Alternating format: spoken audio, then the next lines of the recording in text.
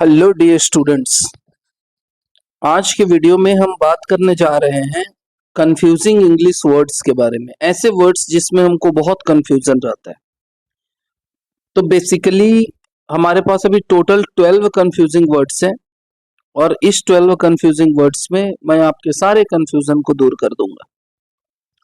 तो चलिए बिना देर किए वीडियो को स्टार्ट करते हैं। फर्स्ट वर्ड है हमारा बिसाइड। क्या है? बिसाइड। पहले समझिए कि एक वर्ड है बिसाइड और दूसरा वर्ड है नेक्स्ट टू। किसका यूज हम कहाँ करेंगे? तो पहले आप इमेज से भी समझ सकते हो, मैं आपको बताता हूं। Beside is used to show, ये दिखाने के लिए यूज होता है जिसमें कि समवन और something is at the side of very close to something, बहुत आस पास में है कोई। जैसे आप ये इमेज को देखो, example, he is sitting beside his sister, वह अपनी बहन के बगल में बैठा है। अभी आप इसमें देखिए नेक्स्ट टू। नेक्स्ट टू में क्या है? Used to show that something और समवन इज डायरेक्टली एडजेसेंट और इमीडिएटली नेक्स्ट टू समथिंग। दूसरे के बाद है, मतलब ये गमला देखो कहाँ है और ये बुक कहाँ है। ठीक है, तो ये नेक्स्ट है। इसको अगर एग्जाम्पल से देखिए तो क्या हो जाएगा? The book is next to the plant. जो बुक है वो प्लांट के नेक्स्ट है। क्विक टिप की बात करूं तो doctor at the side of something. ठीक है, next to, directly next to something. Clear है? तो ये दो वर्ड आपको उम्मीद है समझ गए होंगे। नेक्स्ट हम बात करते हैं अंडर और बिलो। अंडर का मतलब भी होता है नीचे और बिलो का मतलब भी होता है नीचे। अब कैसे समझेंगे? तो देखिए, अंडर की जो मीनिंग है, used to show position, position बताने के लिए। डायरेक्टली अंडरनेथ समथिंग, जैसे यहाँ एक टेबल है और आप देख रहे हो कि एक बिल्ली जो है वो टेबल के नीचे बैठी है, तो the cat is under the table. ठीक है, और अगर बिलो की बात करूं तो इसकी मीनिंग क्या है? यूज्ड टू शो पोजीशन, ये भी पोजीशन दिखाने का है, लेकिन at a lower level than something, किसी से लोअर लेवल, नीचे। जैसे the submarine is below the boat, boat के नीचे सबमरीन है। Okay, next. नेक्स्ट हमारा है अक्रॉस और थ्रू। तो देखिए, अक्रॉस और थ्रू क्या है?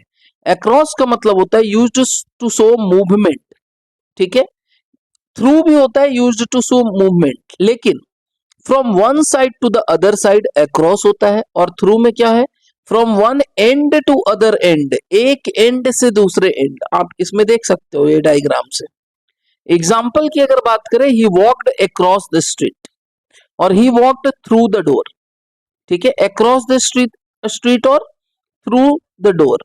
Next, confusing English words by और अंटिल। तो बाय का क्या मतलब होता है? No later than a particular time. ठीक है, उस पार्टिकुलर टाइम के बाद डेडलाइन है। यहाँ जैसे 3 PM, तो ये 3 PM डेडलाइन है। Please submit your report by 3 PM today, मतलब 3 PM के बाद नहीं, वो डेडलाइन हो गया। अंटिल क्या है? Up to a particular time, not after that time, up to the particular time. Study until 8 PM, so I will study until 8 PM before taking a break. Next, in time और on time. ठीक है, in time का मतलब early enough, थोड़ा पहले, before the deadline और due time, जो time आपको दिया हुआ उससे थोड़ा पहले, तो in time। और on time का मतलब exactly at the expected time, not early or late। जैसे example, I finished my project in time for the meeting, और the train arrived on time at 10 AM। Next, next है हमारा इन, on, eight. ठीक है, इन का use कहां करते हैं? जैसे इनक्लोज्ड प्लेसेस हो, लार्जर एरियाज हो, मंथ हो, ईयर्स हो, पार्ट्स ऑफ द डे हो। Like I am reading in the room. Example, she is in the classroom, they live in Canada, my birthday is in May, we will meet in the evening. ठीक है, अब आप सोचिए, enclosed और larger. On का मतलब used for surface, days, dates, specific times. Like see the example, the cup is on the table, we have class on Monday, my birthday is on 12th May, the meeting is on at 8 AM। At की बात करें तो used for specific points, exact time, places, events, exact. Like see the example, the show starts at 7 p.m. She is good at math. He is waiting for you at the gate. I will see you at the party. So ये point और exact, surface और specific के लिए on, enclosed और larger के लिए इन।